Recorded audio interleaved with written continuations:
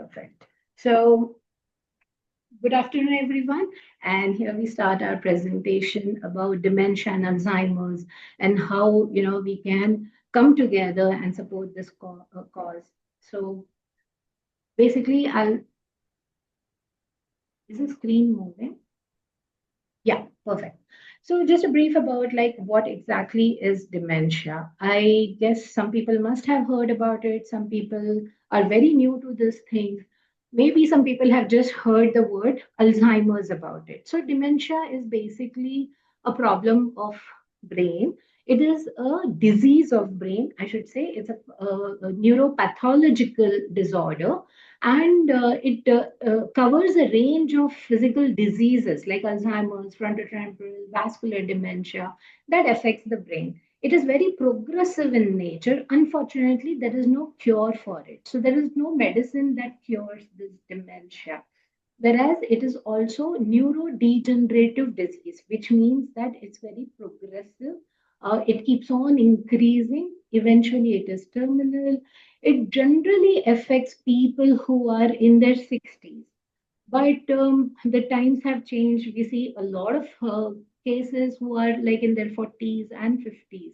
And also, it is not like this is only for elderly. Yes, the symptom starts much after, like, 60s and in the age children, whereas it starts way before it shows the symptoms.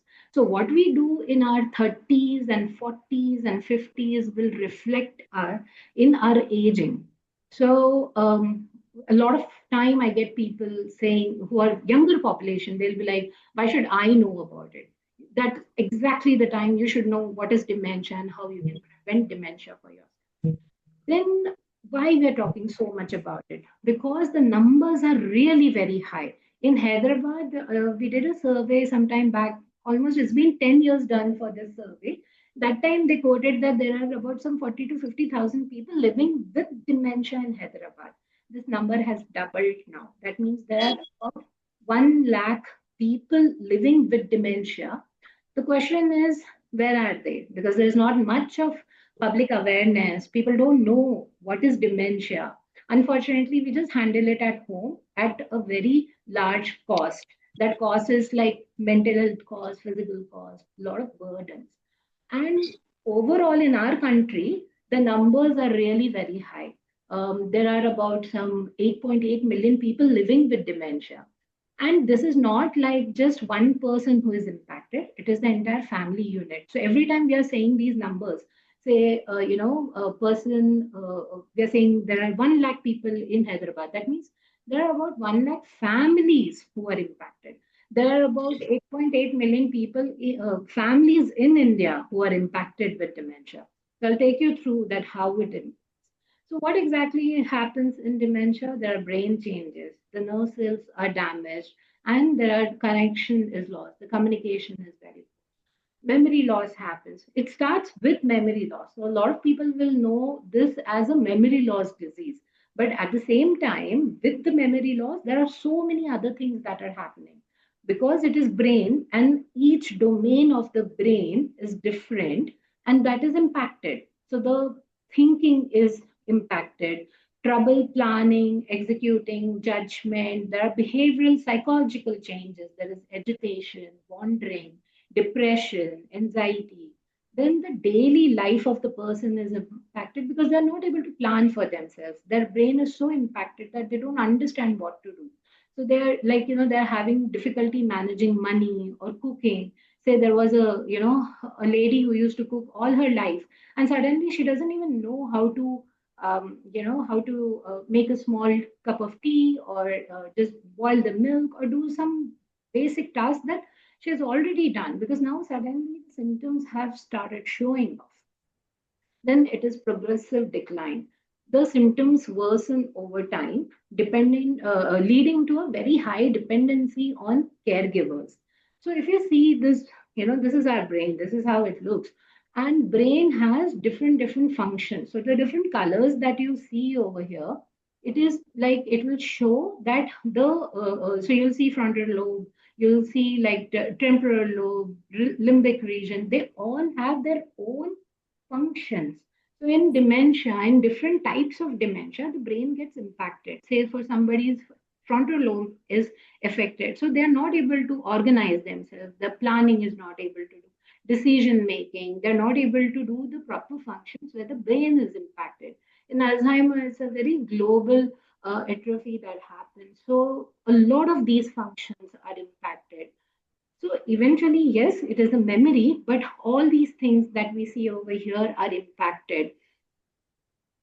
So this is a signaling system where basically, just to give you an idea that the neurons, and this is how our body communicates to the commands that from environment we are taking, and the brain processes.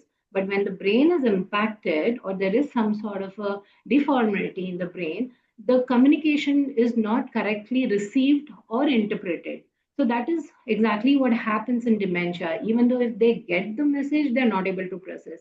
Some people just don't understand the message. So there are a lot of things that happen. So brain is basically a very complex and delicate thing, right? The most complex thing because of the functions that we saw, and delicate also. So dementia, what happens is like the brain is impacted. That's how the whole functions are impacted. Dementia is basically an umbrella term that is described for a range of symptoms associated with cognitive impairment.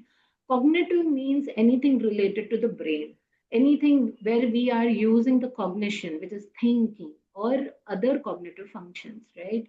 So, here, just to give you an example, that dementia means a set of symptoms under which there will be Alzheimer's, vascular, frontotemporal, Lewy body, and there's many different types of dementia. Dementias are also caused because of HIV or cancer or due to other different diseases. There is a high possibility some people might get dementia after those diseases, but that is not necessary in each case. See, one thing is that each individual is very different, each type of dementia is very different. That makes it more complex. It is not necessary that everybody who is forgetting will get dementia. So, not that we are forgetting, that means, yes, this is what, so not to, worry you about it. So, let's understand that when I say that not everybody who forgets has dementia. So, forgetfulness, confusion, and a lot of symptoms that we see in dementia are also due to different causes. Not necessary that it is only the Alzheimer's type or frontotemporal type. These types that you see on the screen have a pathology in the brain, which means the brain is clearly impacted. Whereas there can be some pseudo dementia symptoms also, which shows like dementia, but they are not. They are due to some other things. So a lot of people I get who will say like, I am forgetting, I forgot where I keep the keys, I forgot which, I met somebody and I can't recall their name, which is very obvious because of multiple reasons, multitasking, stress, or the other reversible causes some people have. So some patients comes to us and they will be showing these symptoms maybe for a couple of months, like 2 3 months or a couple of weeks. And if it is the reversible causes, which is due to, like, say, psychiatric disorder, somebody is like going through depression or anxiety, they are on some psychiatric medication or some other medication, there's a possibility that they will show something similar dementia kind of symptoms. But when these problems are treated, they will get back to normalcy. So if somebody has like very high viral or some other infection, or there is a tumor, brain tumor, metabolic disorder, certain deficiencies, vitamin deficiencies, or vitamin B deficiencies, that can also have very similar symptoms like dementia. But when you treat them, you go back to normalcy. So there are two types that we identify. One is reversible, which are just listed on the slide right now, and the other one is the non-reversible, which is this Alzheimer's, vascular, Lewy body, and frontotemporal. Once the brain has a pathology, then it is not reversed. There's nothing that we can do, and there's no cure, but there is a care management. And that's what I'll take you through. So, causes of dementia. A lot of people say that why why somebody gets dementia. That is a very tricky question. A lot of research doesn't have an answer, but there are a lot of risk factors that why somebody gets it. Now, there is a difference between the normal forgetfulness and forgetfulness in AD. AD is basically Alzheimer's disease or dementia in this case we can take. So in a normal forgetfulness, like even I forget a lot of things. I forget name of people, or I forget experiences. But then a normal person like you and me, we will try to recall our incidents, or say I have forgotten my keys somewhere, so I will just try to think when was the last I used the key? When was the last I locked the door? Where did I put it? It was yesterday. Then, the way our brain works is like, I think it was something around evening because it was dark. So that's how our brain starts associating. Our brains have millions and millions of cells inside which are working properly. So it helps to retrace. So same thing for a dementia person. There's a high possibility they may not even identify that there was keys. They might be like, which keys you're talking about? I never used a key. Or I never had a key. I don't know. So they might completely forget that experience. Or for example, say like I went to Bombay, and it's been like a year, but I don't remember which train I took, what was the route I took. So I will try to retrace. I'll think it was this date or this something. There are so many cues that our brain automatically try to pick it up. Whereas in a dementia case, they might just say that I have never been to this place. I have never traveled by train. So there is a complete difference between how they forget and how we forget. So as a normal person, we might forget certain facts where we try to retrace, we get it back. Whereas in dementia, when they forget, there is like a possibility they're completely forgetting the entire experience or a concept of certain things. So that's a major difference between, when we say that, yeah, we are forgetting, or a dementia person is forgetting. Then a normal person will always follow a written or a spoken direction. What I am saying right now, you're able to understand, or if there is something written on the screen, you understand. Whereas in dementia, a lot of time what happens is like they completely forget. See, one thing is like it never goes zero when we say that they forget. So there is always a fluctuation of a cognition. So they might be able to read some, they might be able to retain a domain of the brain function for couple of say for 10% or 15%, but it's not like zero it happens. So the example that I was giving you, there is a possibility that a dementia person may not be able to read what is written over here. They will not be able to follow. There's a high possibility that they might forget a language and might move to the native language that they have spoken all their lives. So these are some very significant, differences between a normal forgetfulness and dementia. So risk factors. So see, there are one thing is that a lot of people ask, like, right, it is a genetic also. But even if somebody is born with a genetic risk of dementia, these factors that are listed on it, these 12 dementia risk factors, can help to prevent at least to 40% these somebody can prevent dementia. So what exactly happens, right? um, Limited education is a risk factor. Okay, let me explain you this. It doesn't mean that a illiterate will get every illiterate will get dementia. It is not like that. It is like when there is limited education, somebody who has maybe just studied 1 or 2 years in their life, like hardly done primary school or something, that means their brain is not being used as much as an educated person will use. The way we use our phone, laptops, we read things, reading newspapers. So this is all beneficial for our brain or a healthy cognitive well-being. Whereas in limited education, people don't do all those things. So that is the reason why it's listed out. But say in our community, in our country, A lot of time, even if people are illiterate, they have other skills. Maybe they are farmers, they are weavers, or they are like doing some other skill that will give them a better brain health, because they are doing a different skills all their life. So even if they were not good at literacy, reading or writing, they were good at other brain skills. So one thing we need to understand, that the brain has a lot of capacity and can be used in multi, dimensions. Then other risk factors are hearing loss. A lot of time, elderlies are at a risk of hearing loss. They don't use the device, and that can be one of the risk factor.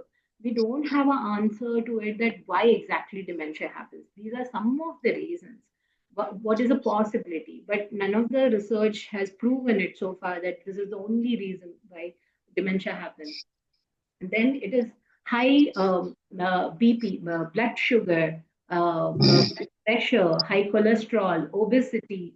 That can, so lifestyle factors that that also contributes as dementia, this thing risk. Our lifestyle has, one second. Yeah. So hypertension, high cholesterol, obesity, there is a high risk that somebody can get a stroke, or there can be cardiovascular diseases, and that can lead to dementia.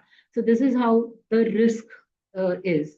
Then excessive use of alcohol. If you take it in a limited way, that's absolutely okay. But excessive use of alcohol, smoking, that will also is a risk of dementia.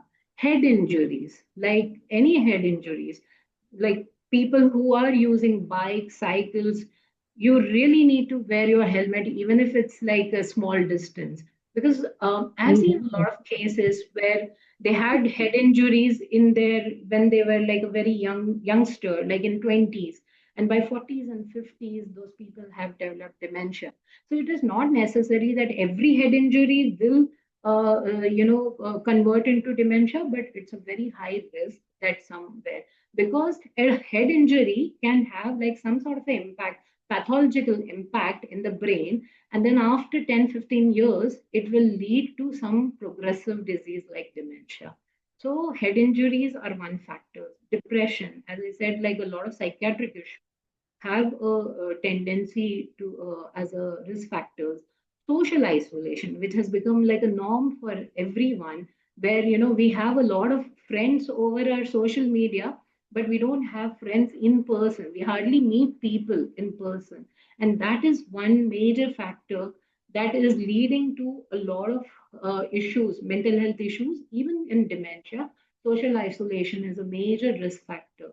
Physical inactivity. Physical inactivity is literally our lifestyles that we have adapted right now, where for a small little thing, we'll use bikes or cars. That's not a problem. But then the thing is that compared to the generation before us, our physical inactivity has increased a lot. So we are not walking much. There is no exercise.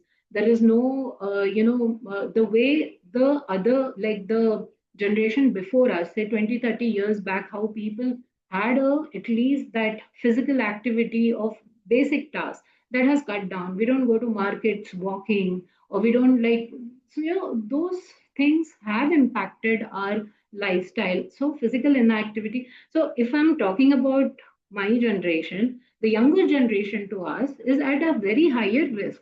So there was a research which was done very recently, which actually says that children with inactivity in their childhood are major risk of dementia as they grow up. So you can see the shift in the entire paradigm, that, earlier we used to say 65-year-old only will get dementia. Then we started saying 55-year and above. Now, this new research is clearly saying that, there is a high tendency that youngsters will start developing these issues. Then air pollution is also something that is a risk factor. And it is not only the pollution from the cars and vehicles and all. There are a lot of things that we use in our day-to-day life which impacts the air pollution in our house itself. So how do we identify that someone is at a risk of dementia, as in somebody is already having these warning signs. Now, when we talk about dementia, memory loss is the first thing that we see. That is the tip of iceberg. But along with that, there are lot many other symptoms. Excuse me. Sorry. Then, as I said, difficulty performing familiar tasks, like somebody who used to do something all their lives and suddenly not able to do. Someone who was going to market every, like for the last 40, 50 years and suddenly not able to do it, or calculations, anything, any familiar task, and suddenly there is some sort of a impact on it.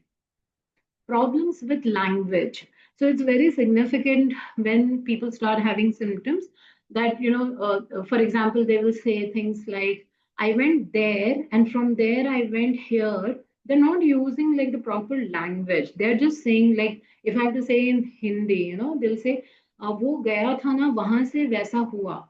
So there is no nouns that are being used. There is no proper language. That means they're having some issue with language. It is maybe the memory issue, or it is because the brain is impacted in the language region. Then there is disorientation to time and place, which means that a person is not able to identify what time is it, what place is it. They are very confused, like, from one building to another building, they're not able to identify which route to take, and getting confused. So that is like a example of disorientation to place. Time, like, a lot of time we have these lights on in our house. So some people are not people who are showing these dementia signs, they will not be able to judge it, that is it night or day. They will get confused more. Then there is impaired judgment, like basic things. How hot is the water? Is there salt in my food or not? Is there sugar in my food or not? And they're not able to judge those small things. Whereas another example that I can give you is like just crossing a road, they're not sure like when to cross. So it is confusion, and also at the same time judgment, also not able to decide what to do. Then abstract thinking. A lot of time we talk and they don't understand that what exactly we are referring to, because there is a abstract thinking. Misplacing things, keeping things and then forgetting where they have kept it. They keep searching on and on. Then they will start blaming others that I have kept it, this person stole, the maid stole, or whatever. Then changes in mood and behavior, changes in personality. All their life, maybe for example, all their life somebody has been a very calm person, suddenly they have started abusing, they're aggressive. There is a complete change in behavior. They were able to, like, I know some people who were like absolutely vegetarian and suddenly they are demanding non-veg food. So that is just a small example.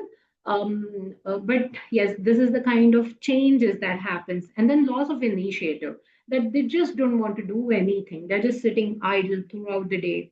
And another sign is visuospatial information, which is more like the way the brain processes the direction, or the way the brain sees that colors or 2D effects or 3D effects.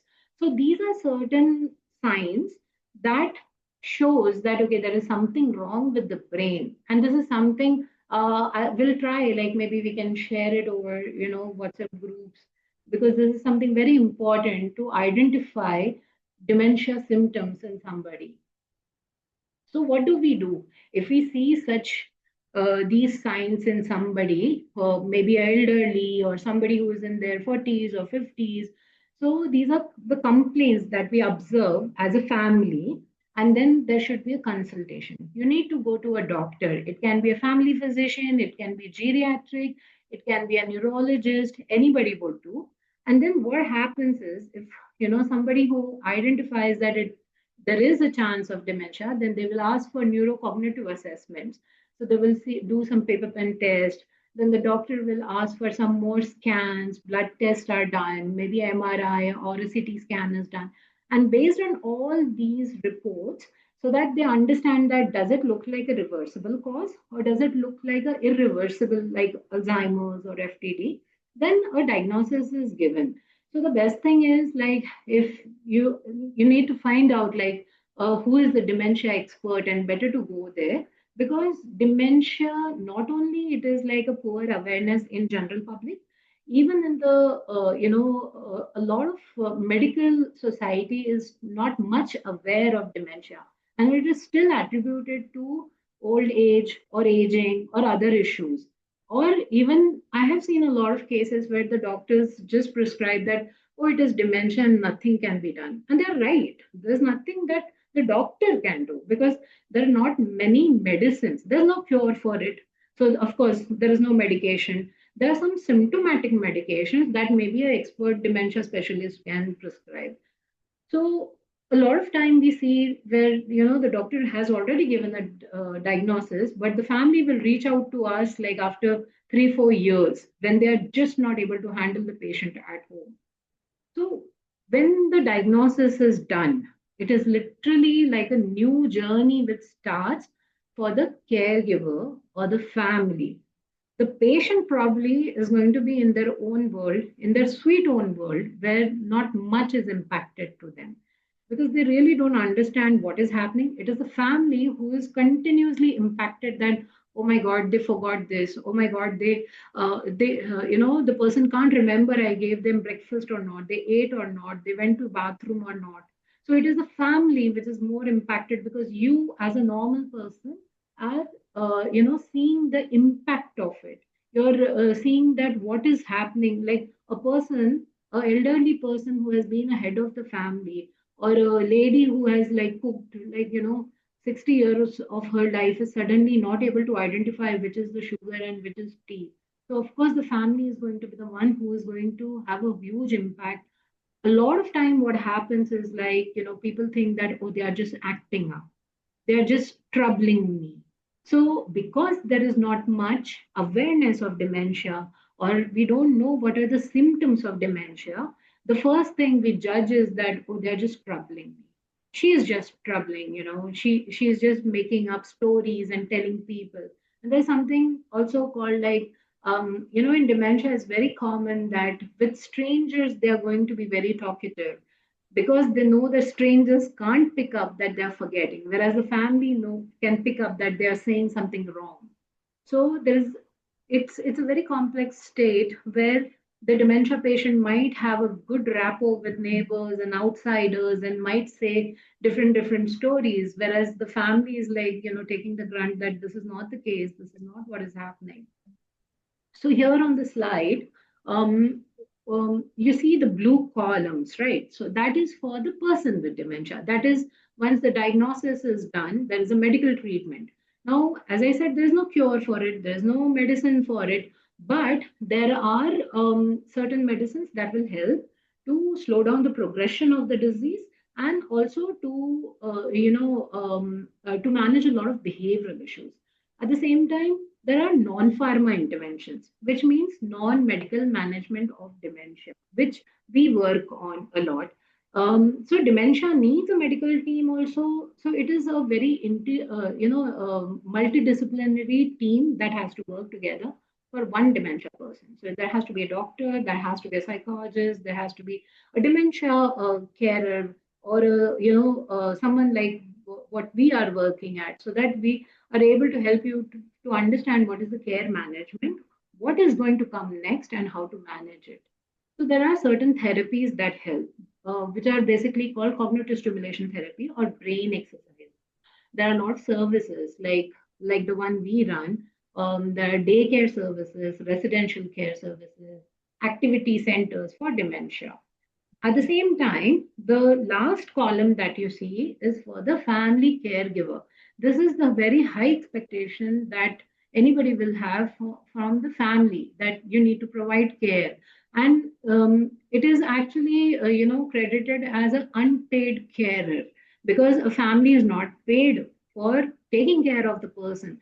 But the caregiver is continuously providing care, continuously supervising, feeding them, taking care of their basic activities, all the things. Whereas it is an absolutely thankless job. So as a caregiver for a caregiver, our expectation is that they should undertake the training, understand what is dementia, understand how to manage it at home, how to do the brain exercises. Then for the caregiver, we also have caregiver support meetings. We do a lot of counseling. And eventually there is so much burden that the caregivers go through.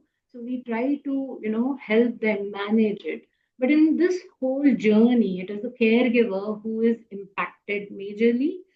Even though we say that yes, we are trying here to support you, please take care of yourself, they don't have that kind of a time to do that self care, or just to take off that 1 hour and sit and listen to us.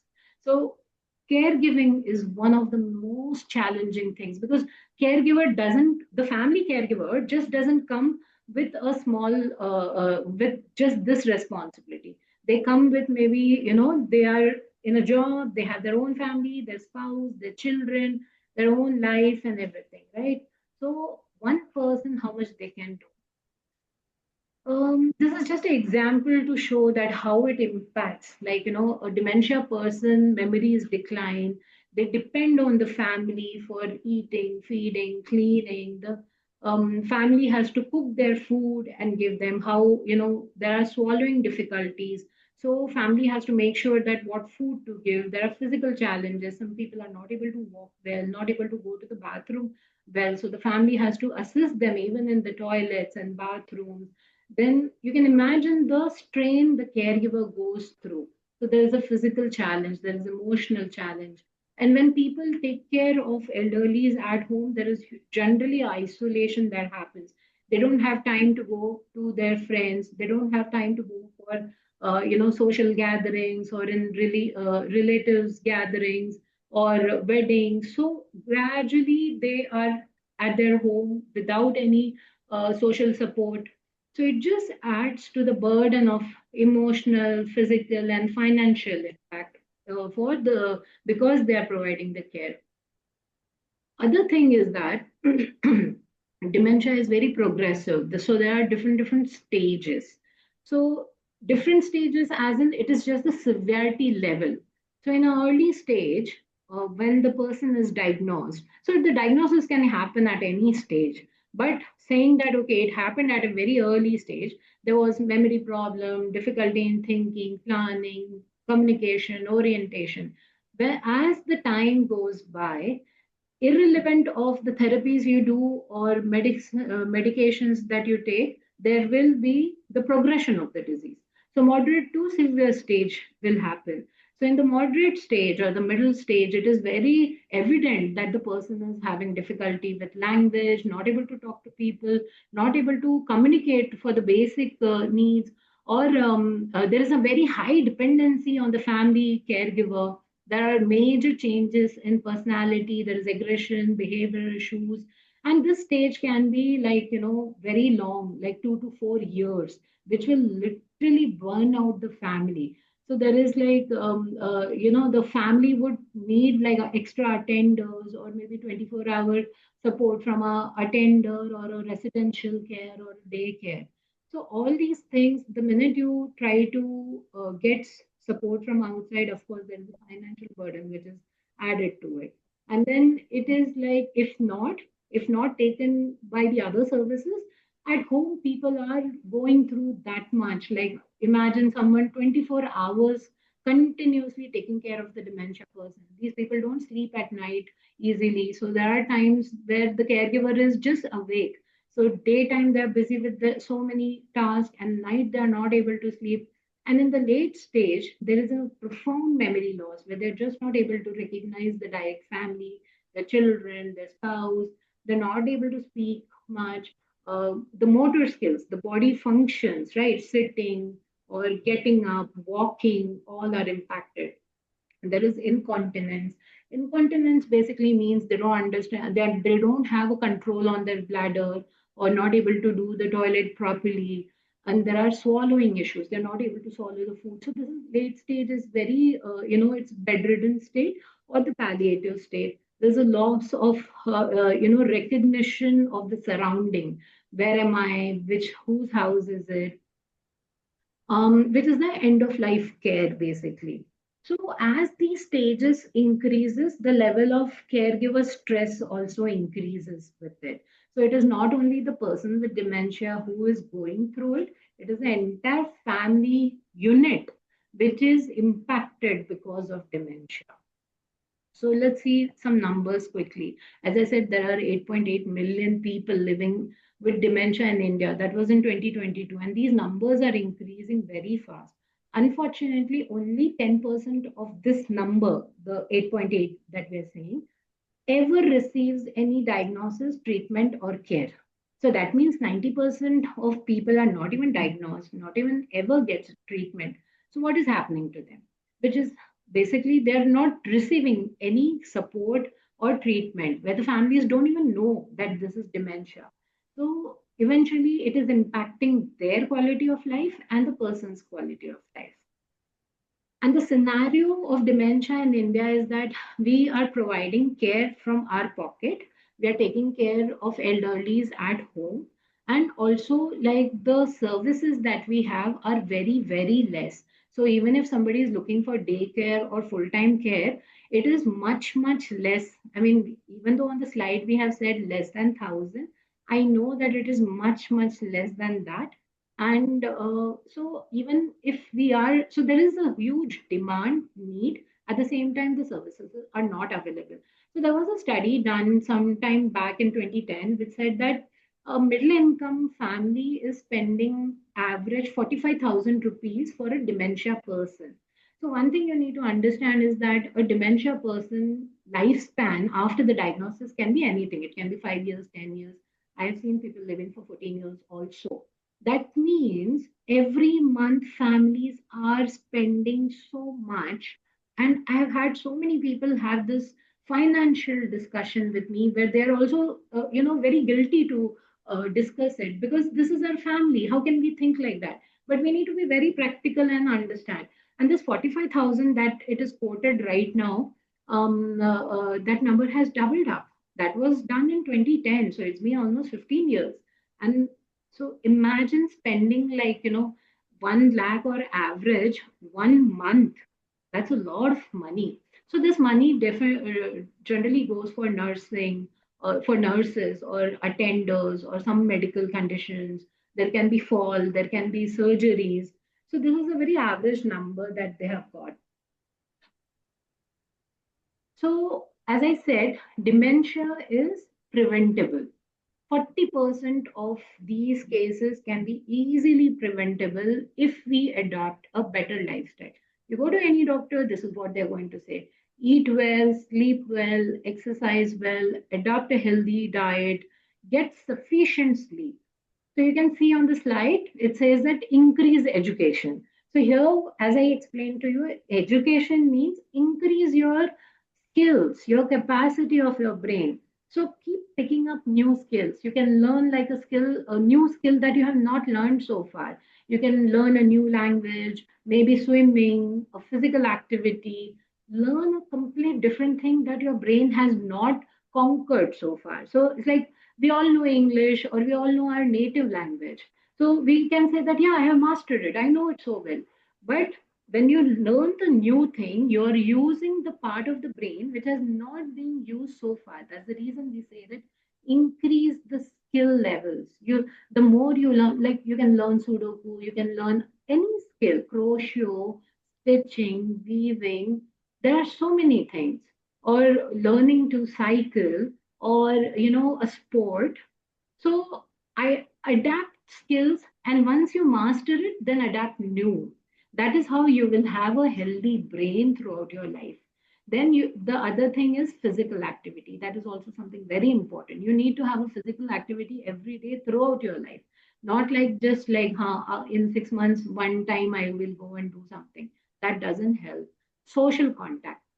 We are social animals, and this is the place where it impacts majorly. We need to have that social contact for our well-being, our physical, for our mental health-being, and our cognitive well-being, right? And then to decrease, I'm sorry, okay, so to decrease hearing loss, hypertension, obesity. I think there's some, I can hear some voice. Can you please mute yourself for some time? Yeah.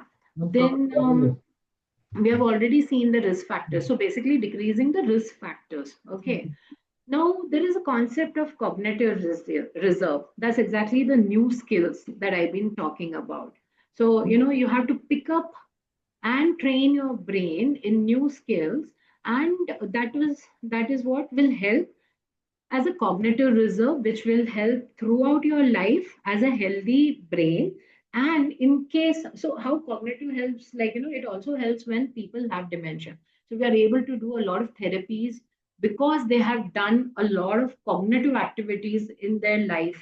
Like they have, like, they've been artists, or they have had like some physical activities, sports, or any other cognitive reserve. So that definitely helps us. I think so far we've been talking about, I mean, generally, there has been a lot of emphasis on physical health, mental health. I think we need to adapt cognitive health as well. So this is like just a glimpse of the behavioral issues that happens in dementia. So every time we're talking about memory loss, that is just a tip of the iceberg. This is the behavioral issues that a family goes through, and that can be very challenging to manage at home by yourself.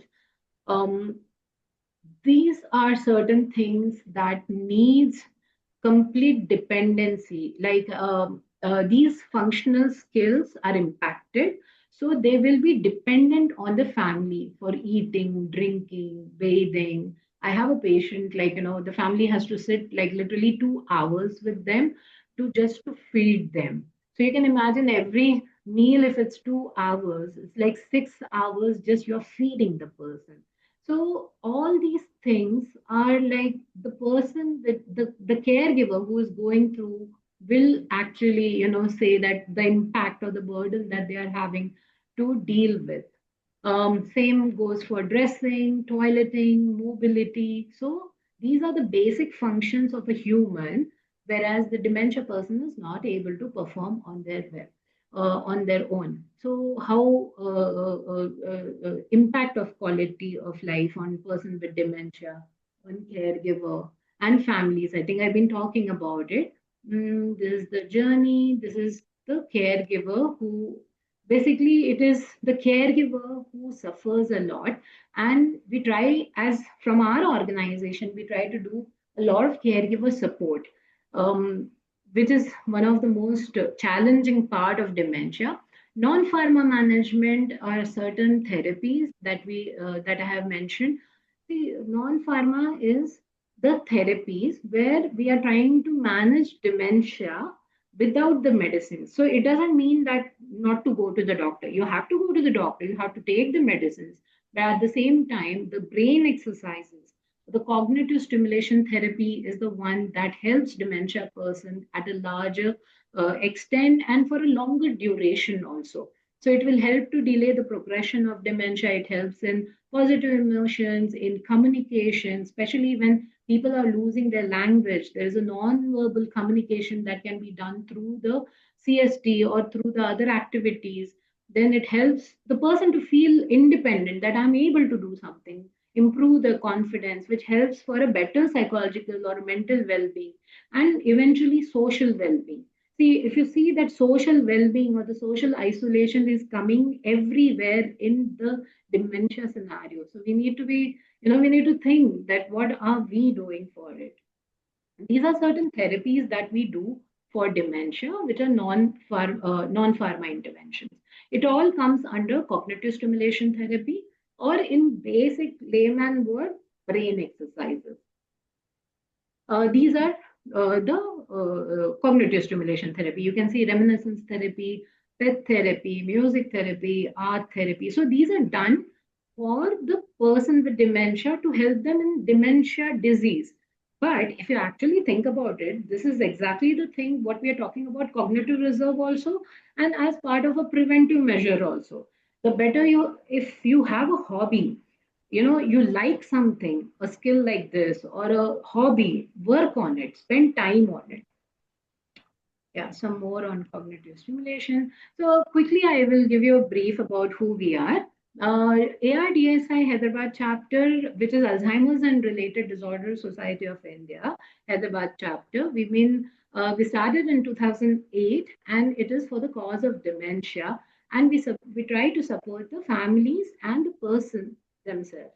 So it was started as a caregiver initiative where the families came together with some neurologists and psychiatrists in Hyderabad, and then they initiated. It is basically a pan India organization, and Hyderabad is one of the chapters, which is absolutely independent. Yeah, so this organization has been a pioneer and been, as I said, that working for the last 17 years.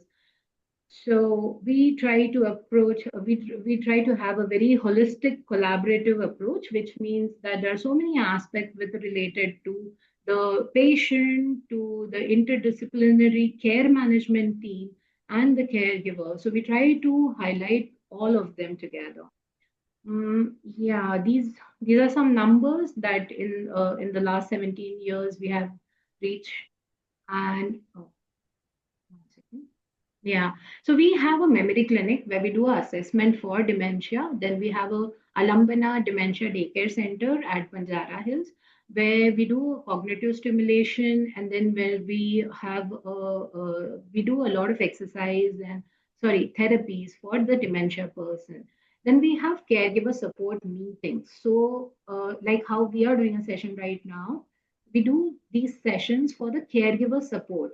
Caregiver is at a high risk of so much burden. It is emotional burden, psychological burden, and it is not like a small duration of time. Some people are taking care of their elderlies for years and years, like for 5 years, 10 years, and you can imagine what is happening to their mental health, to their well-being. So they need a lot of support. So we try to do a lot of counseling for them and caregiver support meetings. We also do some home visits for some we from the center for the patients. Then we run something called ZBCHA, which is a WhatsApp group, and it's also a helpline. So we have about like more than 200 families who are on this group. The idea is to support the caregivers. We initially started in COVID with this idea, and it was only for Hyderabad. But then eventually it grew so much that there are a lot of dementia experts, doctors, families from India, and now globally also on it. So this is a platform where a lot of caregivers are getting the support, or at least somebody is able to answer their queries. And trust me that this is not like a 1 hour session that okay, this is what is to be done, or this is how a caregiver will get a support. It's a complete journey for years and years, and that's the hand holding they need, and that is what we are able to provide from ZBCHA WhatsApp group. The other services that we have is like we do awareness drives, like what we are doing right now with the Vidhi Foundation. And then we do a lot of training and internship programs. We are also in research and literature. We have published. We do a lot of advocacy. At the same time, we do public memory screening camps. So in a lot of gated communities and in a lot of communities, we go and try to screen them for memory and dementia. We've been for the last 1 year, we've been running free clinics in underprivileged areas, so people who can't afford. So we are collaborating with a lot of NGOs so that at least they know and they get some support. So thank you so much. That was the presentation I had, and I'm happy to take any questions that you have. I'll stop the